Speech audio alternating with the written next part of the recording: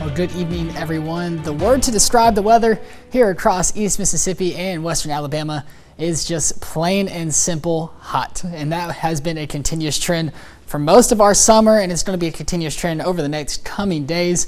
But you can see right now it feels kind of nice. 78 degrees, feels like 80. Humidity a little sticky outside, 81%. Dew point is 72. And like I've been saying, as the dew point gets closer to the temperature, that's what makes that humidity rises. So expect a little bit of fog as you are going in some low-lying areas in the overnight hours, but most of us are going to be staying fairly clear. We do have a nice wind out of the northwest at 3 miles an hour across Meridian.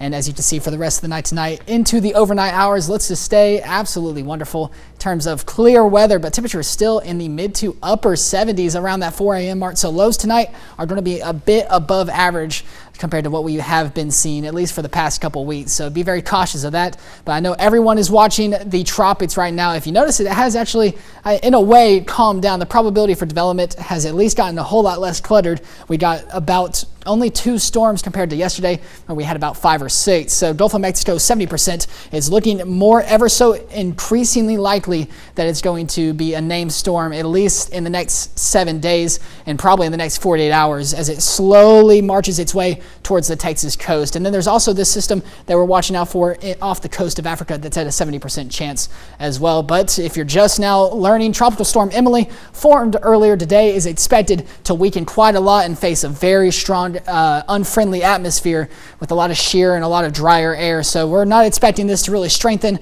as much as it slowly turns into cooler water, and it will just kind of fizzle out at least in the next 80 hours. So just keep an eye on that.